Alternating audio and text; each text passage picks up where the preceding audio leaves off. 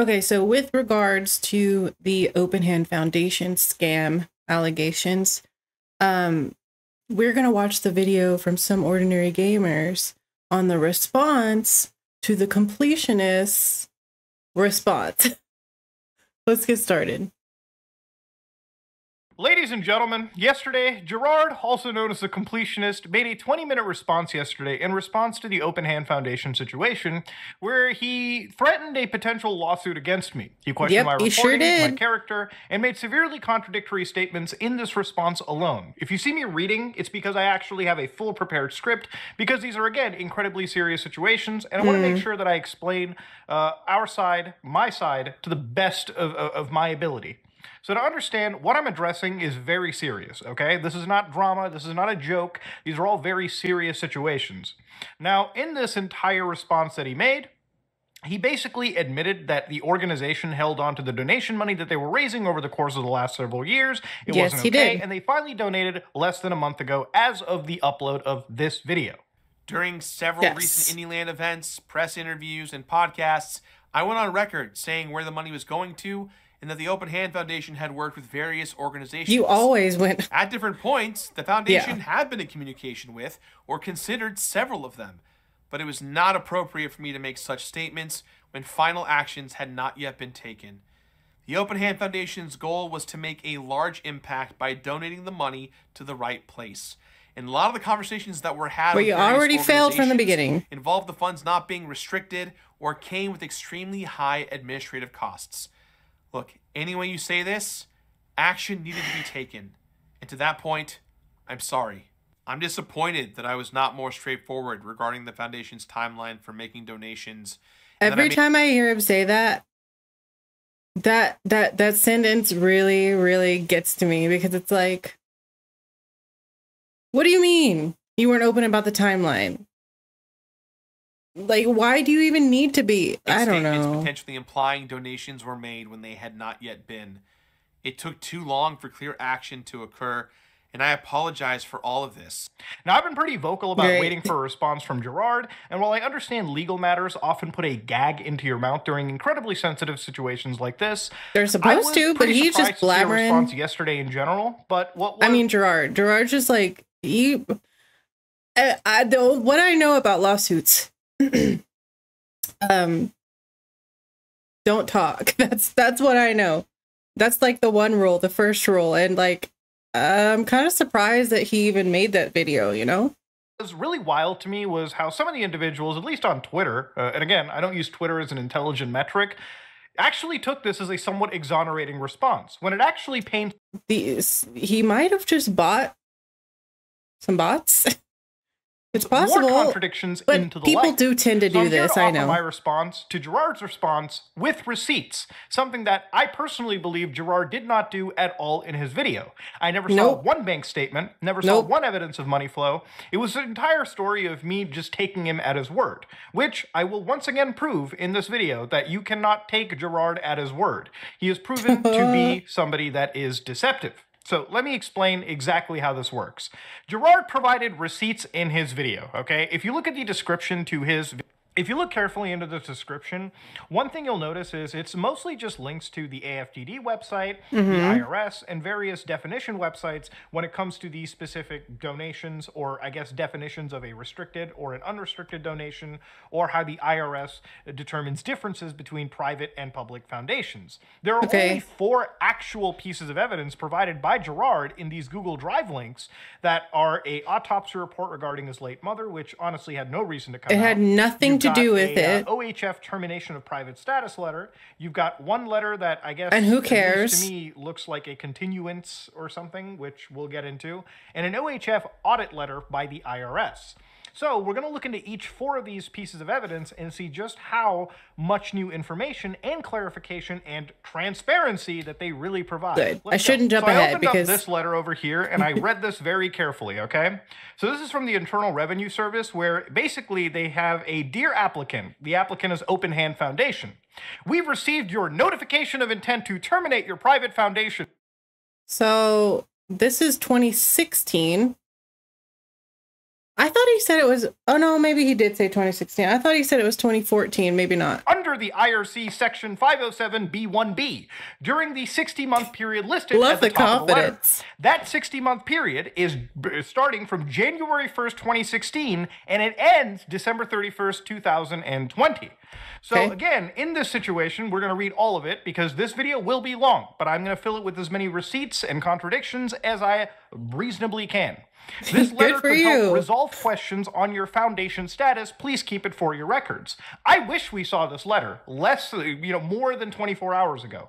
I wish this letter was posted on the Open Hand Foundation's website, a website that still does not have the AFTD, a website they gave $600,000 to over a week ago, listed in their beneficiaries. This is a website that should have had this information plastered. If your golf event can have your tax ID letter easily accessible, this information should have been posted for me and anybody researching this to logically assess. Then I wouldn't even have to question your private and public charity. In his response video, he really touched upon that point when it wasn't really even that massive of a point. All right, I noticed that they probably should be filing a 990 form, a 990 EZ, because they are a public charity, right? That is what they want to go as. Why would they continue to file a form, the 990 PF, if they're no longer a exempt private foundation?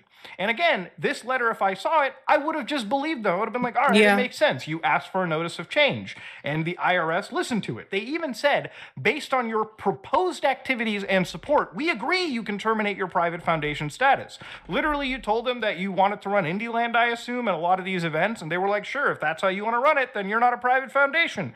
You're a public one. So they even say within 90 days after the end of your 60-month period, you must show you've met the requirements as a public charity described in IRC Section 509A 1, 2, or 3 for the 60-month period. If you show this, you'll be classified under that section for all purposes from the beginning of the 60-month period and thereafter. Gerard refers to the last... That's so interesting and also weird. Why 5 years? I'm sure that I'm sure they have their reasons, but it's like, that's just weird.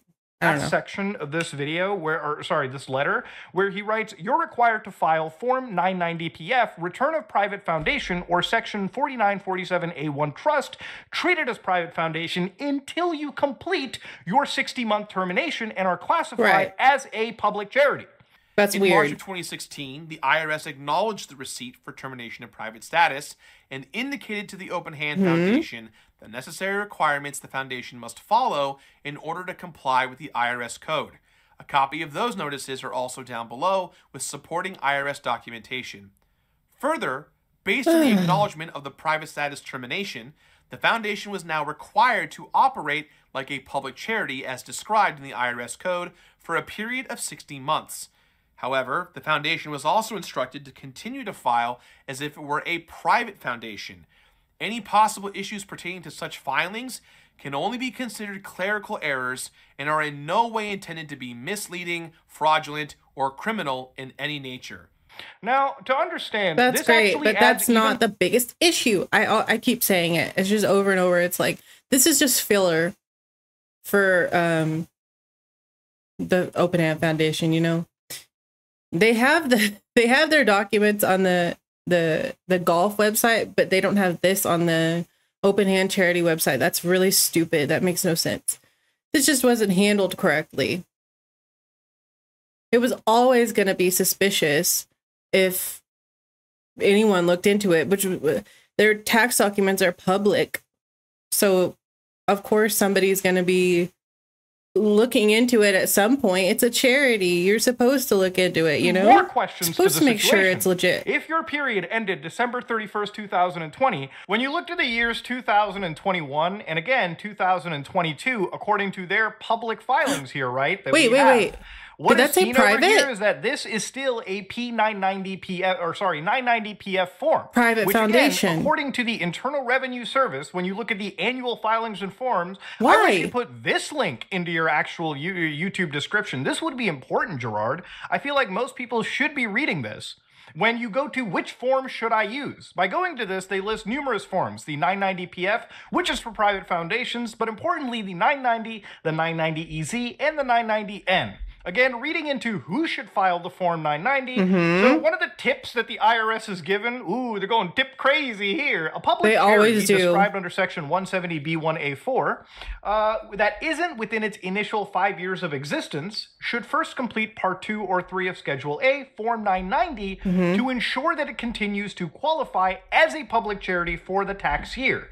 If it fails to qualify as a public charity, then it must file for a Form 990-PF rather than a Form 990 or a Form 990-EZ. So again, even looking into their letter that Gerard graciously provided, the 60-day period was from 2016 to 2020. Looking at the tax filings for 2016, 2017, 2018, one thing that isn't checked here, at least, is if the foundation is in a 60-month termination under Section 507B1B, check here. This is in 2016. You can see that in 2017 even, that tick wasn't filed. In 2018, that tick also wasn't filed. However, looking at the letter that Gerard provided, dear applicant, we received your notification of intent to terminate your private foundation status under IRC Section 507B1B during the 60-month period listed at the top of this letter. Who did y'all's taxes? They just didn't read? Like, it's not that hard. Okay, when I say it's not that hard, I know it's hard for a lot of people. Fun fact, I do work in finances, so and some taxation, so I know this. But like, all you have to do is read. You're in a 60-month termination. What do you mean? It's right there. So even within that 60-month, why would you not do? I'm sorry, I keep pausing. I'm sorry. It's a clerical error or somebody's doing something weird. I'm surprised they accepted it. I don't understand. Under Section 507B1B, this box wasn't ticked. So why wasn't this done again? And why wasn't in 2021 and 2022, these forms weren't filed under a standard 990 or a 990-EZ? Unless, of course, they went back to this private foundation designation and they're filing under this. Again, Gerard mentions something known as clerical errors. Like, hey, there's nothing malicious about anything. These are just clerical errors. But the IRS will send it back to you if you have clerical errors. Like if you forget your social security or something, or basic info, they'll just send it back or they'll just decline it like instantly. I mean, I guess because this is a unique situation, but I don't know. You that this whole investigation was built upon looking at these various clerical errors. And again, the IRS, when I asked them to investigate or audit, it's not because of any malfeasance that I'm immediately, like, out of my investigation. It's me looking at these filings and asking even the IRS how they managed to let this go unchecked for so long. Now, ladies and gentlemen, in this entire situation, one thing I want to acknowledge now is the audit. Now, the audit was never the smoking gun during this video. And you might be like, whoa, what are you talking about, Muda? An audit literally exists to prove if you've got money sitting in an account. As of a week ago, roughly, the Open Hand Foundation donated $600,000 to the AFTD Foundation. Now, remember, if you look through the entire original investigations, even if you look into the very recent pieces where we looked into their golf revenues, Twitch revenues, IndieLand revenues, the question that I was raising to the table is that, honestly, I just need to see if the revenues all match up. There's no accusations of embezzlement as much as Gerard would like to mention. It's just more me trying to open books. And they're supposed to itemize everything imaginable. The moment when you have buckets just listed as expenses and whatnot, the reason why an audit is asked for is just to make sure that that information is above board and it's all there. So on their taxes, when they put, like, I know when I file, you have to, like, if you put an expense with like lots of little things inside of it, like other expenses, you have a whole, you make a separate document with a list of those individual expenses. That's what you're supposed to do. And they didn't do that. I believe we're done with selfish intent. They have directly jeopardized the safety of me, my staff, professional accountant, and that is not okay. I want to reiterate and specifically address that both the foundation and I have been accused of forgery, embezzlement, and charity fraud. The allegations imply the foundation forged tax returns because they weren't physical signatures on them when we e-filed them, or that we altered numbers to hide income. He looks so frustrated.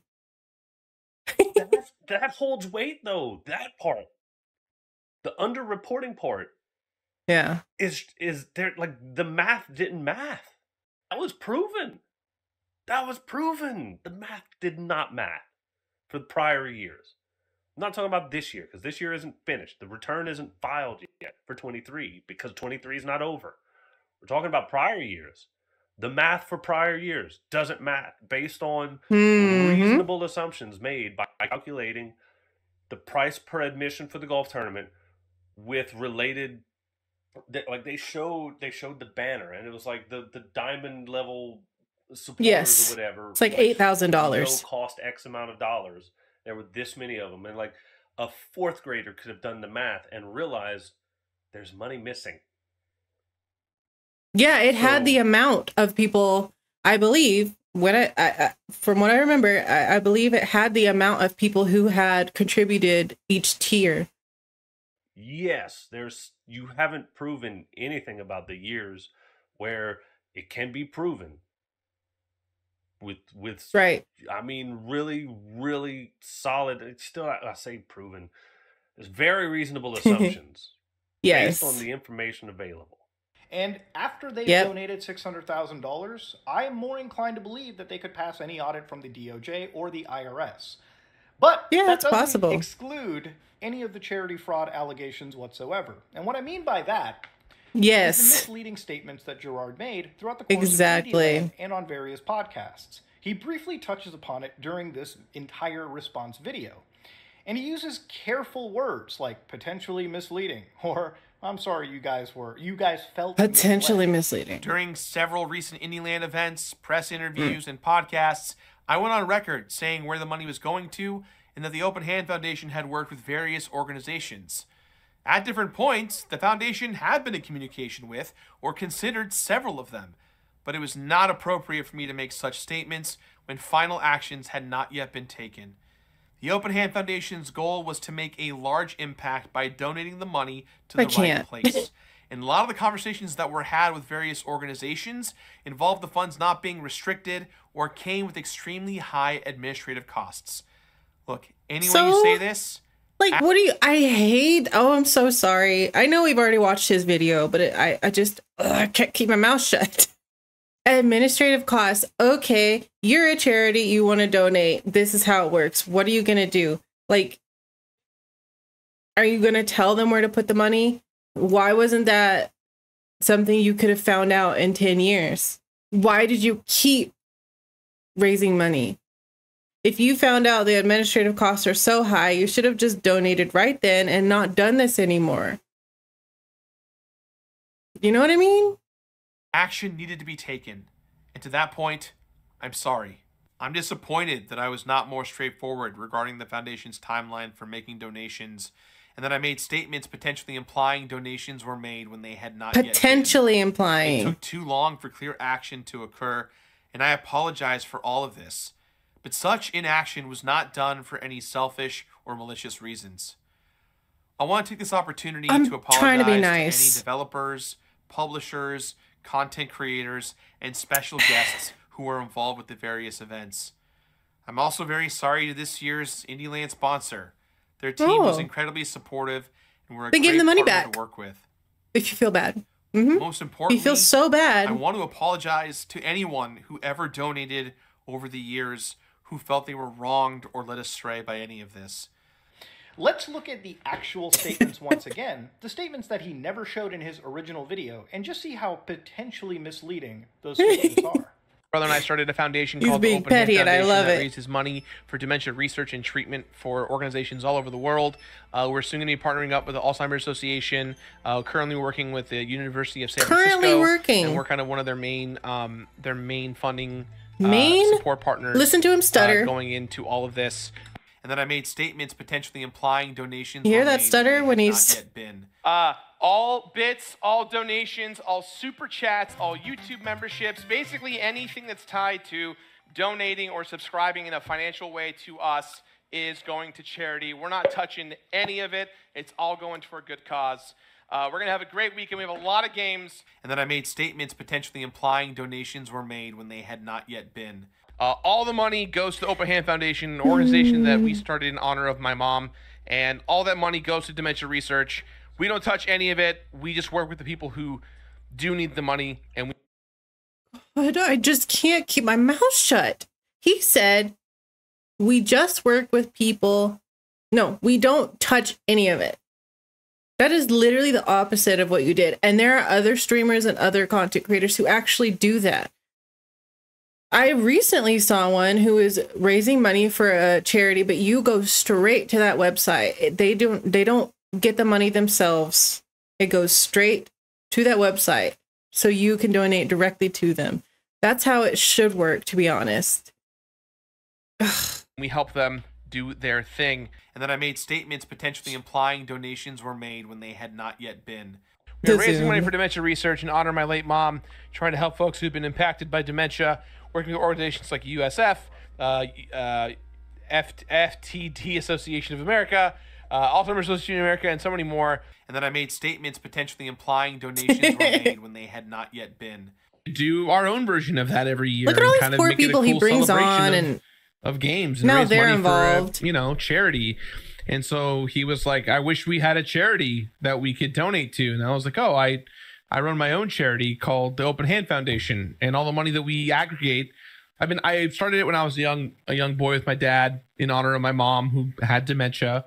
And so we just every year we try and raise as much money as possible, and then we go work with Alzheimer's Association of America, University of San Francisco. He said we go. Association for FTD, which is what my mom had, FTD. So he said every year we go. He said, I started this as a young boy with my dad, and every year we go and work with these charities. Worked with big and small organizations across the board. And he was like, it'd be really cool if we did a show all about raising money for people who are making huge headways in dementia research and prevention and all that stuff. And I said, yeah, I'd love to. We have the organization to do it. We just, need to come up with a theme. And so... Yeah, I wouldn't say that people were potentially misled after statements as charged as that. Again, looking at the definition of charity fraud, fraudulent activity can occur when people make dishonest or inflated claims about how much money they've raised or how much it's helped the cause. And one of the common ways is pretending to be a charity or falsely claiming to be affiliated with a legitimate charity in order to solicit donations. We actually saw names that were being named. I'm surprised why Gerard didn't at least address this point. It was the most common, it was the heart of the argument. It just seems like it was deflected. And sure, he can say that I apologize to people who felt that they were misled. No, I don't think that's not how it works. Potentially misleading. Again, there is another statement in this that I want to get into, but let's look at the other evidence that Gerard has posted in his description real quick. The other response that Gerard gives is this one link right under the OHF termination of private status. There's no description to what this is, but opening this piece of evidence, it's the IRS extend time to assess excise taxes, which again is all related to the Open Hand Foundation, an odd document. The taxpayer of, I guess, whatever.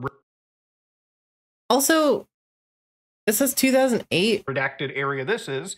And again, this is the amount of liability for Chapter 42 excise tax imposed on the taxpayer by Section 4940 or 4945 of the Internal Revenue Code during the period January 1st, 2016 to 2020. And it may be assessed at any time on or before May 5th, 2025. So again, this is page 2 of 2, and there's not actually a first page that I can see. What does this provide? Even watching Gerard's response video and scrubbing all the way through it like 10 times, I could not find this exact receipt shown. He put it in the description. I ask, what the fuck is it even there for? Cool, you asked. Consent to extend the time to assess miscellaneous excise taxes. God, they really make it so confusing, don't they?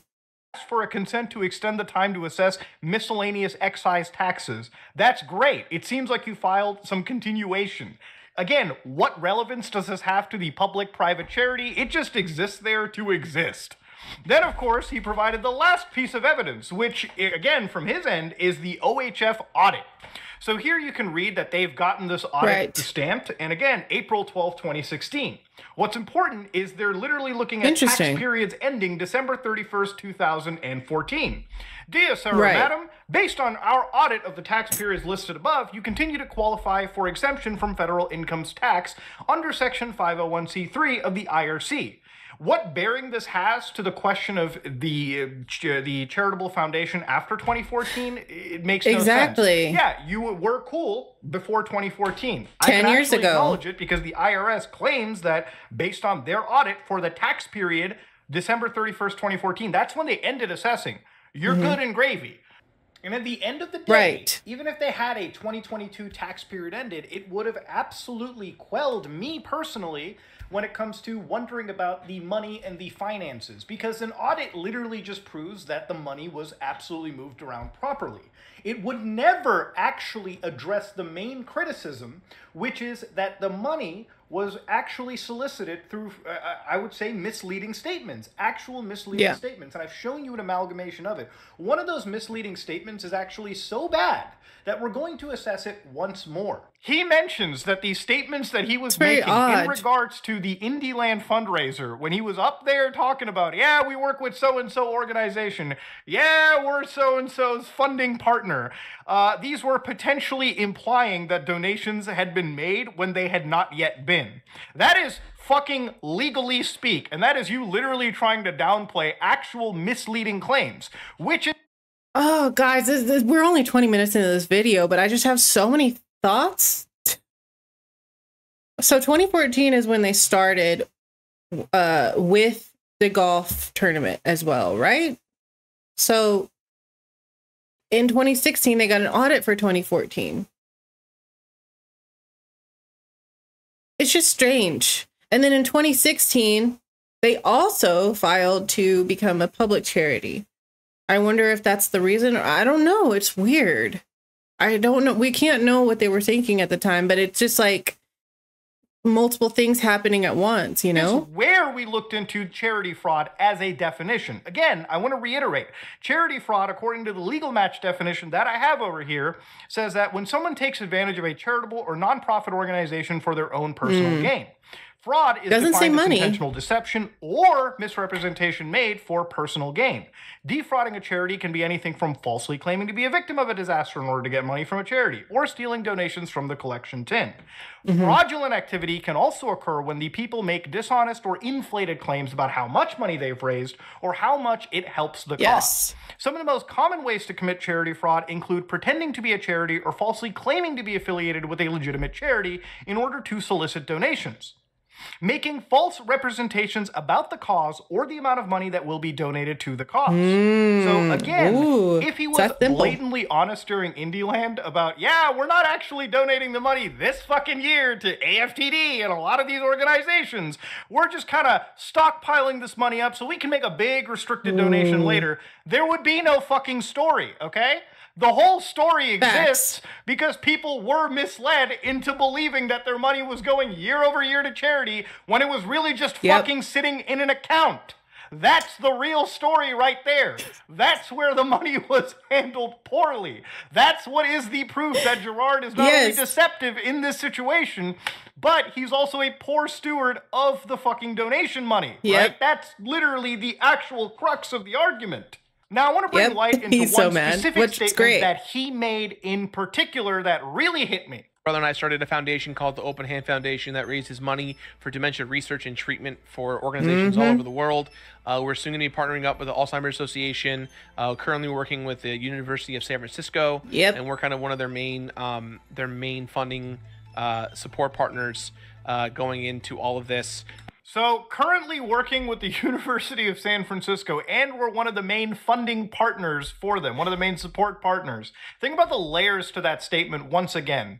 Ladies and gentlemen, in Indieland 2022, this is where this clip was from, he confirms that he's working with the UCSF. That's a confirmation right there. And even goes as far as to saying they're the main funding partners. That means that he has to know that they're actively sending money to this organization, and they're sending money at such a level that they would be considered the upper echelons of the UCSF's donors main supporters. To reiterate again, per the initial correspondence, Jacques Khalil, who represented the Open Hand Foundation, writing to us, mentions the UCSF as a historical contribution. So again, while they're still evaluating charities that fit their utopian worldview, somebody is fucking lying in this situation, okay? And for Gerard to publicly state that in 2022 is incredibly wrong. The definition of charity fraud that I keep reiterating involves when that fraudulent activity can occur when you make those dishonest or inflated claims about the money that is being raised and how much it has helped the cause and exactly what your organization is doing. Again, Gerard never played that fucking clip in his video. I don't know why. I feel like you should address this clip. If you made a misstatement, at least admit to the misstatement, right? It really felt like when they're talking about potentially misleading, I don't think it's potentially misleading. That's pretty fucking misleading. I'll just say, personally speaking. And again, to reiterate from the original video, is that if Gerard was honest about them raising money with the intention of stockpiling it for a larger donation, this wouldn't be an issue. But over the course of the last couple of years, the amount of misleading statements about his involvement with other organizations have been alarming. It's a clear contradiction to what he tells the public during his event versus what the organization at least told us privately in writing when we inquired about the situation from them, which is that they're still evaluating organization. They even asked if me and Carl, investigating into the situation, would even recommend any charities to them. Like, dog, how the fuck would why should I do your job for you is the question now I ask. I have to give you the money and tell you where to put it. In the call, he admits he found about all of this in 2022 and realized something was very wrong. I knew it was sitting there at a certain point, and that's what made me proactively go about it. Like, do you know when that point was? I was made aware in 2021 when the money had. I'm laughing because, like, he's really assuming people aren't, like, clever enough to question him about that statement. Like, these two are clearly really smart. And that's what made me go, that's not fucking cool. And that's when I got personally involved to move it. And did anyone 2021 last year, 2022. Yeah, did anyone tell you that the money was going somewhere before then? Were you being misled?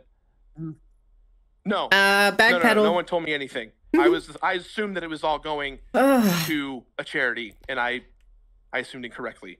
So even after he found out in 2022, he proceeds to host Indieland 2023, and very recently on a Friends Per Second podcast, admits that the Open Hand raises money and works with listed organizations while telling us in writing that they're still currently evaluating charities that fit their views. Do our own version of that every year and kind of make it a cool. Which means that he is inflating this charity or their good deeds in public to get more money and to get more, sympathy, benefits and stuff. Games and raise money for charity. And so he was like, I wish we had a charity that we could donate to. And I was like, I run my own charity called the Open Hand Foundation, and all the money that we aggregate. I started it when I was a young boy with my dad in honor of my mom who had dementia.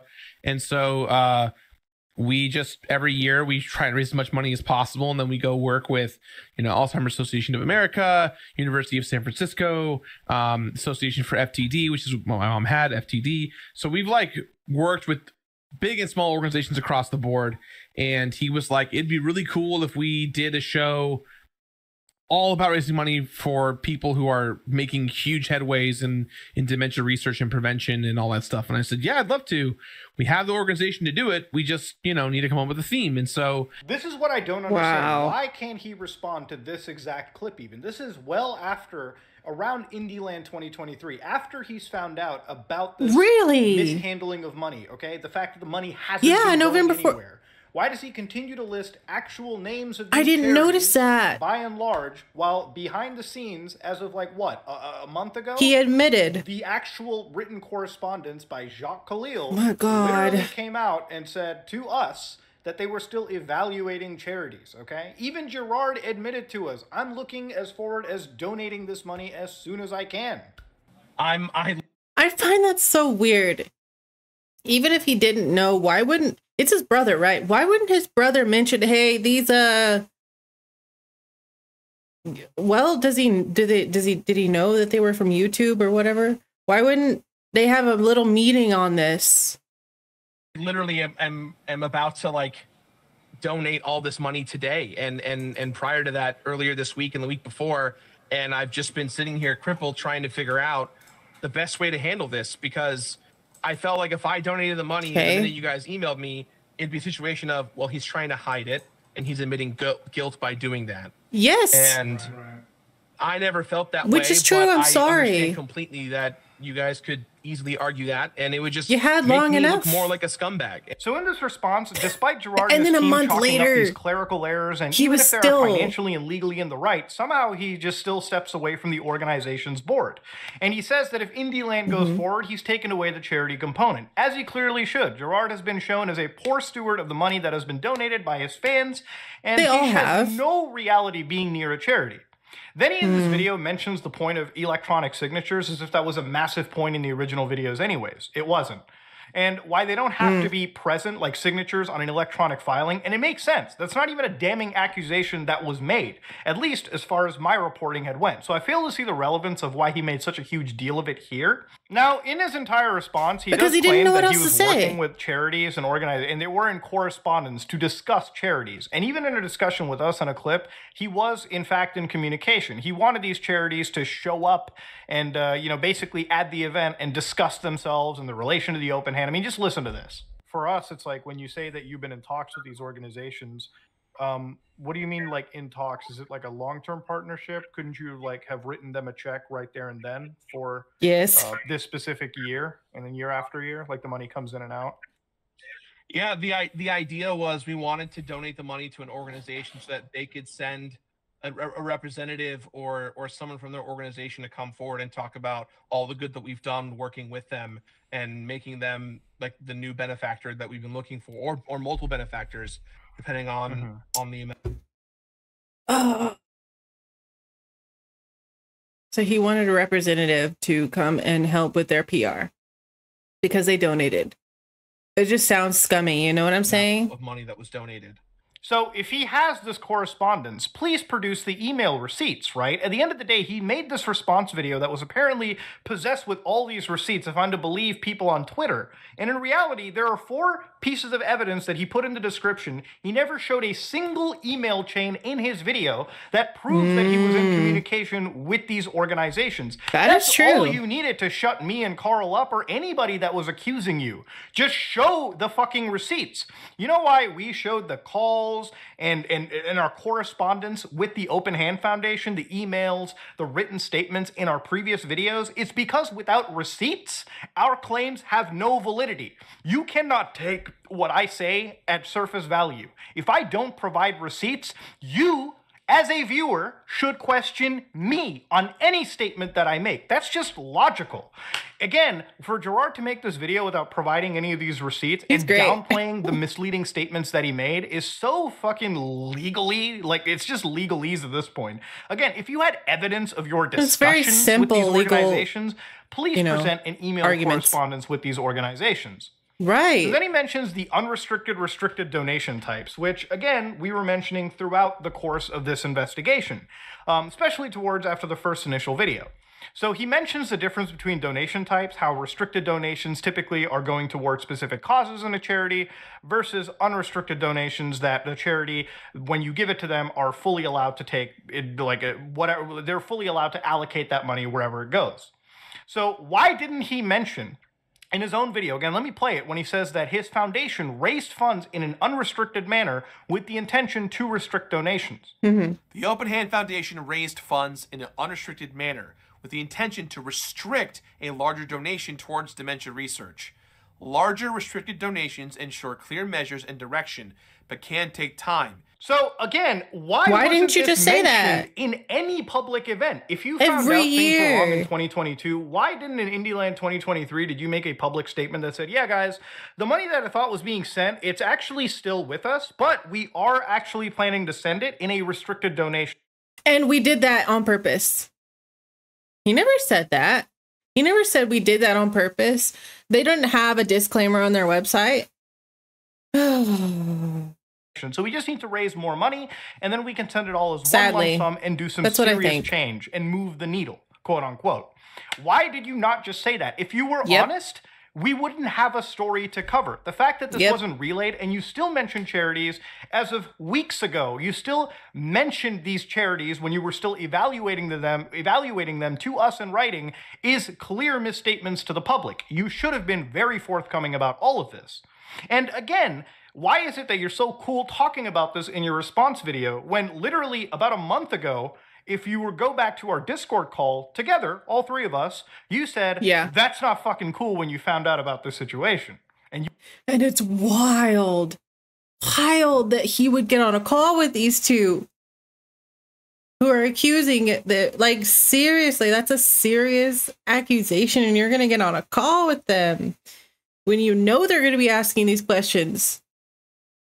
And these are going to, obviously, here we are, like, they're using this as evidence of you lying or you being deceptive, which, you know, makes sense.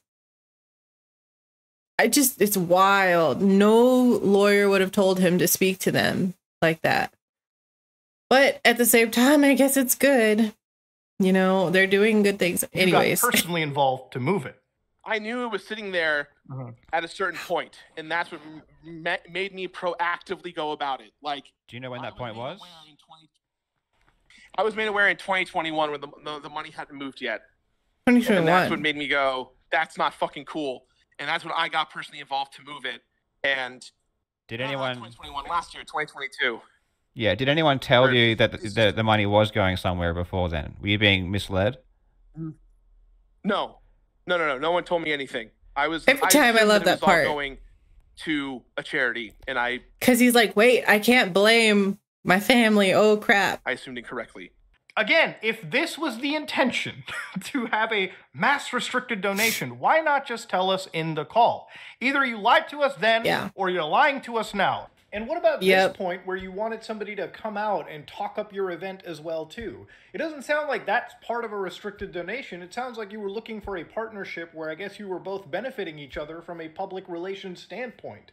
Why wasn't this mentioned in this? If your long-term goal is a restricted donation, why are we digging up and looking at constant contradictions to that intended goal? Why are you shocked that the money is there? You could have told us in that Discord call, hey guys, the money is supposed to be there. We're just building it up for a restricted fund. There can only be one truth. He could have said that. If this was truly a long-term intention, that he should have said that. It wouldn't have been ideal.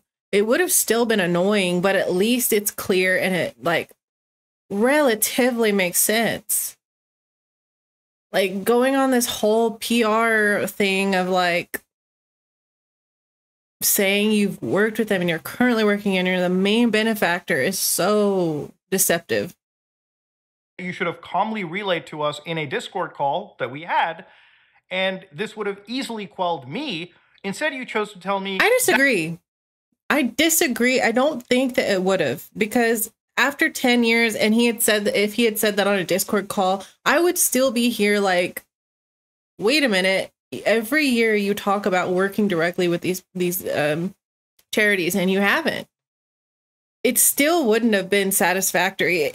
Every year he should have, on his little charity streams, he should have mentioned that. That's what would have quelled it. Not the Discord call. That's not fucking cool when you find out, right?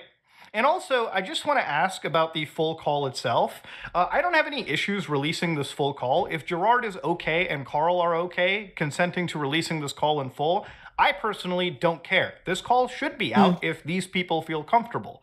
Again, the only reason that call was not released is because there is some off-the-record components of the call in regards to the mother of the situation. This new narrative doesn't really work when Gerard refers to us in that call, and this is a clip you've never heard yet, where he refers that we were one of the primary reasons the money needed to be moved and why they were looking at moving the money as quick as they did. You don't believe me, right? I have a receipt right here. Listen to it. Yeah. Okay. So as of now, the money, as far as your understanding, that $660,000 roughly is still sitting in your that charity account, waiting for a benefactor at the right time.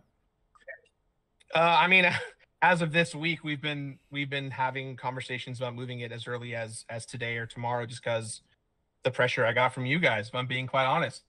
Oh my goodness! Not trying to save face, but like this is a private fight that I've been dealing with for months with my family, and I even told my family, hey, this is the last Indie Land I'm ever going to do, because this is the 10th year anniversary of my mom's passing, and I don't believe that. When I kind of found all this information out, I was...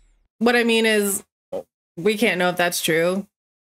We could have only known if it's true if we waited another year and he didn't do Indieland. Very unhappy with what things were going, and you know, the ramifications of this are going to be massive for everything I've ever done in the space. And so we were. So where are the receipts? Like he's saying,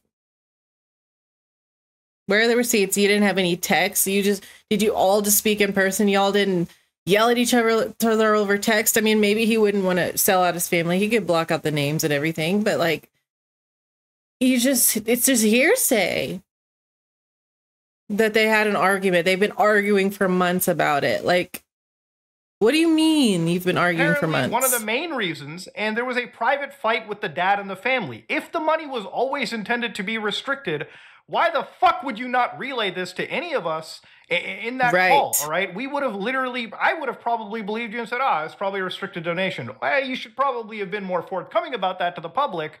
But when you keep telling us privately how... Sorry I keep pausing, guys. But I'm not that nice. I would have still not believed him. I'm really a skeptical person. If I see one misleading thing with this type of thing, this type of organization like a charity, I'm done. I don't want to hear it. I'm not going to believe them, And I think there's probably a lot of people who would still be after him for it. When you found out, that's not fucking cool. This is a private fight between my dad, family, and whatnot. Again, it really sounds like you guys aren't on the same page, really. Yeah. So I ask, what is the truth of the situation? So inside this, he mentions the fundraiser foundation's expenses explicitly include the golf fundraiser and Indieland operational costs and various fees for the last 9 years have totaled up to $178,951.17. We're getting down to the pennies at this point. The foundation's expenses include costs for the golf fundraiser and Indieland, operational costs, and various fees, totaling for $178,951.17 worth of expenses over the last 9 years. See, just giving such specific numbers like that, it makes me really think that this was a very carefully planned video. Every single word is very carefully planned, which I actually don't like. I don't like it because it can be easily scripted in a deceptive way. That's why I don't like the specific numbers and the cents. You don't remember that. Are you reading that? You must be reading that, right? Like, I don't like that. It's also factually inaccurate that all the money the foundation received in 2023 is unaccounted for. Now, 2023, who cares? It's still 2023. Video when I talk about the donation that they made, the $600,000. The closest I even go into it when I mention, of course, the audit is that obviously I want to know the full accounting of the money there. Because they made those donations, I do firmly believe that they could probably pass the audit. They obviously have the funds, and I believe that they probably are sitting in their account, okay? I just want to see a full breakdown. As they are a public charity, they should give an exact dollar amount. These books should not be pried from their hands. They should be opened in their hands, so to speak. But ladies and gentlemen, God, it's called open hand. The 2023 funds, the $600,000 that they're giving, obviously isn't the complete amount. There still needs to be an audit done on their charity just for various other income sources to be properly audited, assessed. But the thing about this whole thing that I'm also wondering is the money that is probably raised from something like Indieland 2023, which we haven't even seen reflected in the books, but obviously would be part of their accounting, should be donated, at least hopefully in due time, to the other charities that were named too. Remember, donating to charity, in my opinion, isn't enough. It would be in their bank accounts, but I can't verify since there is no... Yeah, like, all we know is what's given to the public. We don't know what happened in 2023 yet. Where did you even go there? Charities you've listed and named. Because remember, if their name was good enough to publicly use, then you should absolutely ethically donate to them. No matter what the amount is, just give money to these charities. Remember, that's what it's all about. The most I could even say about that is obviously it's going to be part of the mix, but you can't speculate or even like assume, which you shouldn't be doing in the first place. Right. You can't even reasonably jump into 2023. Why? Because there's no actual filing yet. It's not done yet. To jump down and start breaking down the expenses and revenues and whatnot, they would be inaccurate anyways. That hasn't been publicly filed and is up.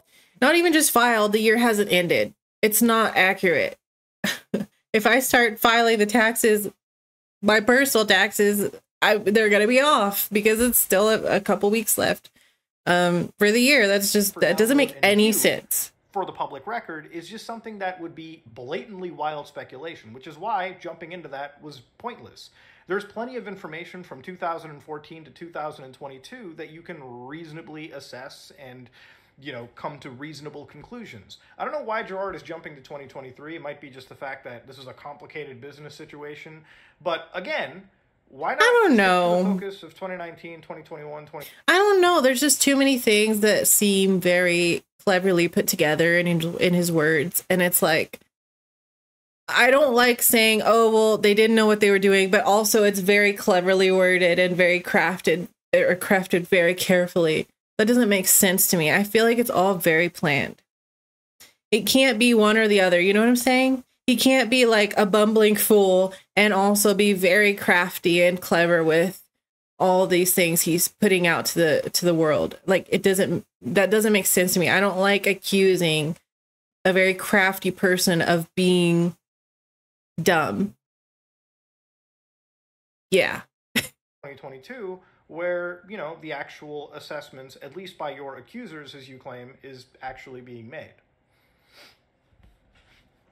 Now, in this video, I just want to stress for the record, when it came to the golf tournament, some of the money that was pledged was apparently by Gerard and their own statements could have been rolled over into following years, right? Which absolutely is something that could happen, and I'm glad they clarified it. Again, the fact that he's out here mentioning numbers down to the penny shows that there is a QuickBooks, some accounting that's present. Right. So I would be very much like down to see these actual statements. A bank statement, an expense sheet. If you're itemizing down to the dollar, clearly you have this information. And I just want to see it. I think most people want to see it. And you're a public charity, you should be showing it. It shouldn't be pried from your hands. So again, if they had itemized, I don't think they did, because if they had, they would have included it in their taxes. That's what you do. If I'm wrong, you could tell me. As always, leave a comment saying, you're so wrong on this and this and this. That's totally fine. Because I want to learn. I like to learn things. And if I'm wrong, I can be corrected. That's totally fine. What these filings have even been for the last 9 years, where, again, according to their actual filings, we're looking at somewhere around $125,000. So these are expenses that I tabulated up from 2015. Remember, 2014 actually had no expenses. So this all adds up to $125,395. Remember, he said very clearly in the last 9 years. So did he say in 2014 they didn't have expenses? Filings, we're looking at somewhere around $125,000. So these are expenses that I tabulated up from 2015. Remember, 2014 actually had no expenses. That's probably why you got audited. What do you mean you had no expenses? No expenses to run a charity? I mean, it's sort of like a business, right? So this all adds up to $125,395. Remember, he said very clearly in the last 9 years. So 2015, 1, 2, 3, 4, 5, 6, 7, 8. Now, again, obviously being a public charity, they probably have a shortfall in expenses in 2023, which I'm sure we'll see in the filings if we're going by 9 years, as in we're including 2023. I wonder what their filings going to look like. 2014 is the first of the 9 years. It would be $0. So again, you have the books, you have the accounting. Just, again, if you could show us the receipts, that's all anybody would have asked. It would easily shut people up. Another key mention here is when he talks about the Twitch bits and subscriptions. Oh, man. And along with merch and various sales, these offset production costs. Income from Twitch subscriptions and bits, along with merchandise, have offset some of the production costs. So to say the money is missing is simply wrong. Also, to be clear, IndieLand does not make money on YouTube. We typically stream only on Twitch. And when we did simulcast to YouTube, we made little to no money. If we actually look into the IndieLand branding right here, you can see that when it comes to at least IndieLand 2023 and IndieLand 2022, on the branding on their own public videos on YouTube, they write that all bits, subs, donations go to the Open Hand Foundation, right? So all bits, subs, donations, all of that touches the Open Hand Foundation. They also mentioned that simulcasting to YouTube, they made little to no money. Again, what is little to no money? That could mean a lot. That's a pretty subjective statement. He wants to be so specific with even cents, but when he talks about little to no money on YouTube, he doesn't mention anything about that. I don't know, guys. Am I just reading too much into this? Am I being too picky? Because I know I'm making a lot of comments and going on a lot of rants. Is it $0? Is it like $50? What is the accounting there? And here's the thing. There were no receipts of any of these income sources, right? We never saw like a year-by-year receipt of how many Twitch bits they made, the cut that went to Amazon, and all of this shit. We're just supposed to take him at his word. And it contradicts when he said none of that money he makes from Twitch or any of these sources goes to them. They take 0% and not a penny. So how can you publicly say you're not touching a single penny from this money? And then now, in a response video, claim that, yeah, some of it is offsetting production costs. Come on, don't you guys know? Which makes sense, actually. That's a really good point. The way Gerard just uses these words is really just so performative. Like, he's not even thinking, oh, we don't touch a dime of it. Really? Because you do have operating costs, which makes sense. It makes sense that you would have to offset some of the expenses to run the charity stream with some of the money. Like, that makes sense. People would not have been mad. I wouldn't have been annoyed about that either. He got too excited about this thing, I think. Come from Twitch subscriptions. Too comfortable, and bits, is what I mean. Along with merchandise, have offset some of the production costs.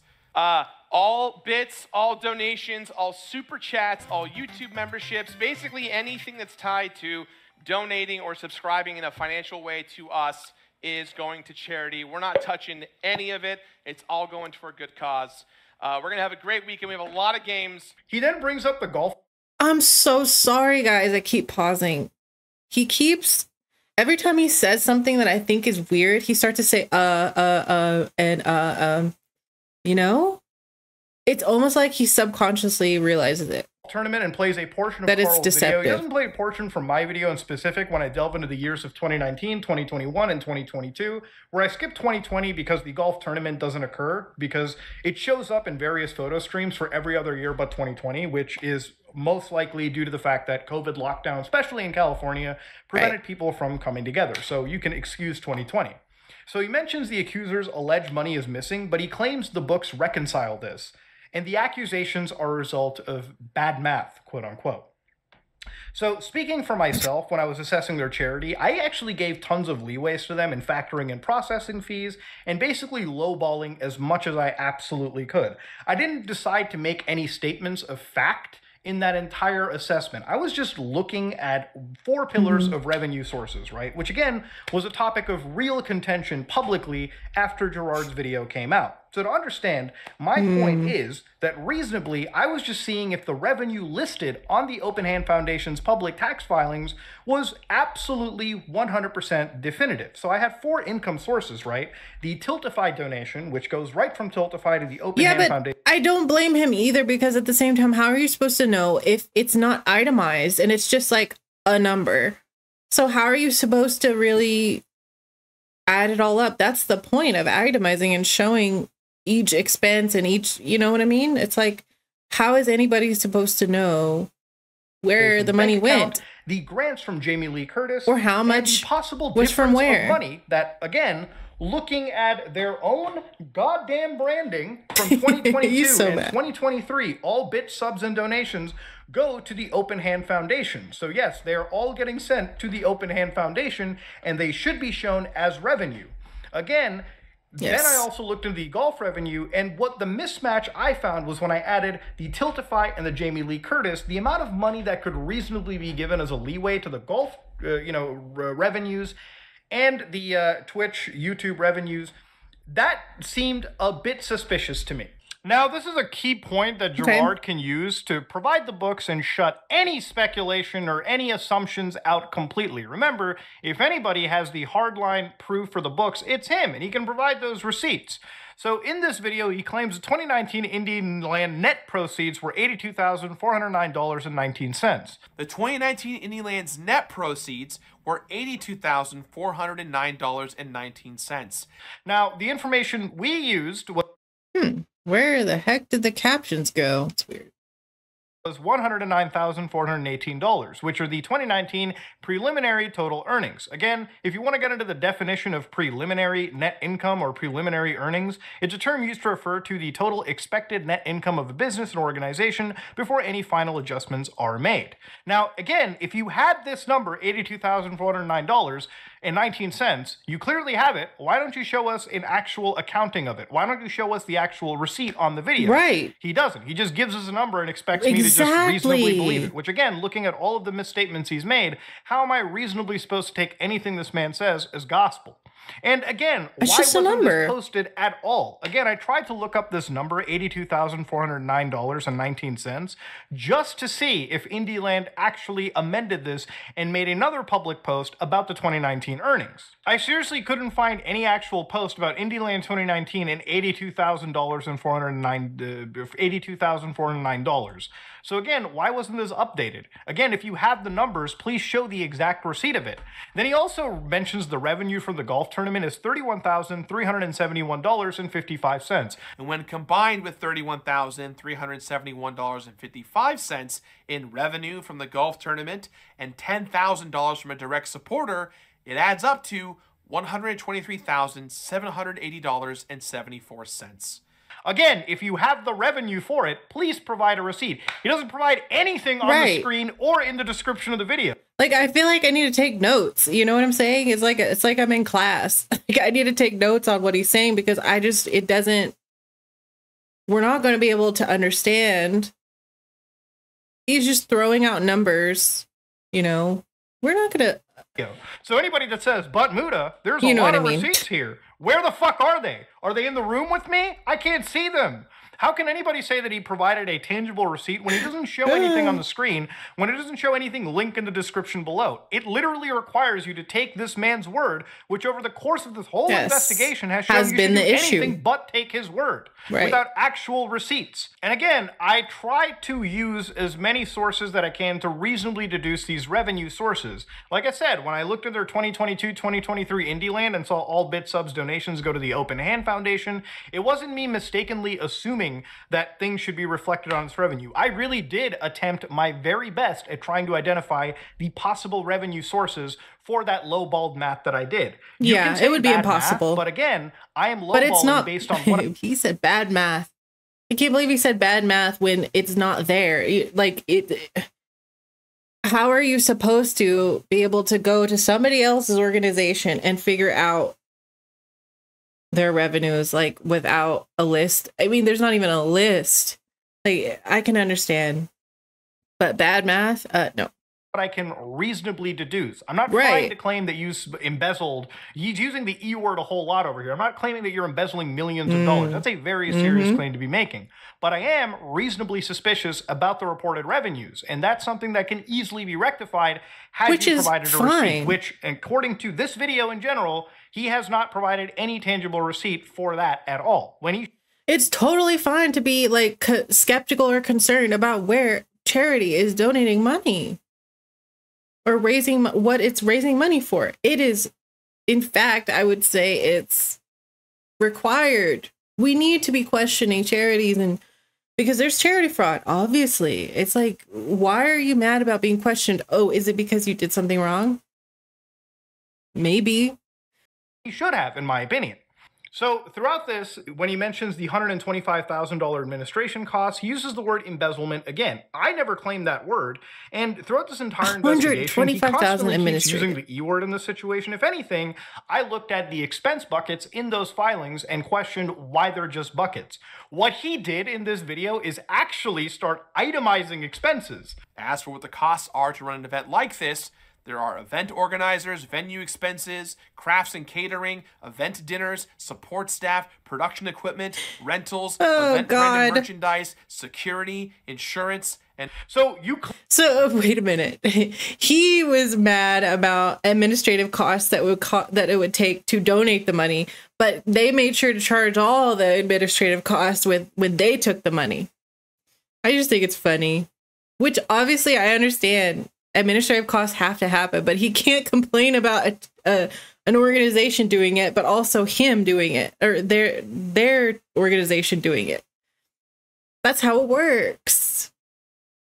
Clearly know that you're itemizing your expenses. Like, for instance, the golf charity, which he claims, hey, listen, we have to pay for insurance. We have to pay for security. We have to pay for the event venue. You know what that is? That's itemizing your expenses. So instead of writing, I spent $5,000 in a golf tournament in 2023, break that shit down. Tell us, you're a public charity. This should be given. You should be breaking this down, especially when it comes to running a charity like this. Why you have not provided any receipt is insane.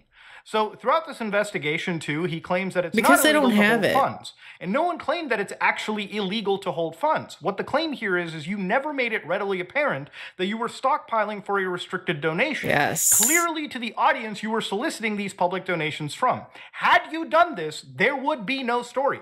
He plays a portion of my video where... I might have something to say still. Again, I might have something to say. I don't think it's good for somebody to raise money to hold it. I'm not saying it's legal or illegal. I'm just saying it's crappy. It's weird. You know, I would complain. 5% rule to private foundations. And then he talks and questions that, hey, we're actually a public charity, so this doesn't apply to us. How can I, Gerard, reasonably believe that they were a public charity, when their own filings in 2021, 2022 didn't even reflect that? He releases some letter today thinking that it's supposed to exonerate him. I'm not a clairvoyant. I don't know that letter until today. And also, even looking at that letter, like I mentioned at the beginning, there's other questions that are raised. It doesn't address the main one. Now, because of that letter you released, why don't your 2021 and 2022 filings reflect a change to a public charity? Why don't you specifically mention that you were under a 60-month termination period throughout the years that you were under that 60-month termination period? These are questions that I have to ask. Again, Gerard can say clerical errors, but that's why audits happen, because there are fucking clerical errors, and they need to not be clerical errors. Well, so then there's another situation here too. He claims that not a dollar raised from Indieland ever went to benefit him, clearly contradicting how he used those Twitch donations to offset the event expenses, despite clearly claiming he never touched any of that money. That's true. Like, saying the word offset, it means like you put something in. Like, actually it's interesting wording. Yeah, that's interesting wording. And it all went to charity. Offset expenses. Can anyone take that shit differently whatsoever? He spends the but where'd the money come from originally? You, and he mentions your family, fraud, and starts mentioning other allegations too, like embezzlement and the forgery. But again, I want to just whittle this back to the definition of charity fraud. Again, misrepresented statements during Indieland are incredibly serious. And going back to even the one statement he made about the UCSF and them being the main funding partners, that clearly contradicts what the Open Hand wrote to us. Again, he keeps mentioning embezzlement when that wasn't even the point. No one is claiming that you're embezzling or even cooking the books. Now, that's a pretty serious claim to be making in regards to embezzlement and forgery and everything. But I want to whittle it instead of letting this whole situation conflate out the charity fraud, which, again, audits, even if they happen, and even if every dollar is properly accounted for, which, like I said earlier, given the fact that they made a donation, I'm sure that they could actually beat an audit. But just because you beat an audit doesn't mean you're clear out of the situation. The principal complaint, the principal accusation here was the fact that there was charity fraud. Misstatements were happening. You were raising money without properly declaring the intentions and the goals of this charity. Yep. You had mentioned directly working with actual other charitable organizations or groups, misrepresented those situations. And again, I hate to see that this situation is slowly being ignored. Like, that point, it really felt like in this 19-minute response was barely addressed. You can't just say, oops, I'm sorry. Right, 19 minutes. You can't just say that you made potentially misleading statements when I've played statements here that are not potentially misleading. as far as my beliefs go, as far as my understanding goes. And even when it comes to misrepresentations, again, please listen to the exact clips that you yourself made on your own streams. That's the question that I want to bring it back to. That was the principal argument. And again, you stockpiled those donations. You, I guess, want to retcon the story and say it was always your intention for restricted donations. When in reality, even your Discord call with us, you had made it pretty much apparent that, hey, when I found out in 2022, I was like, that's not fucking cool. You mentioned a private argument between your family, your father, and you about this entire situation. Right. So evidently, it didn't seem like you guys were on the same page.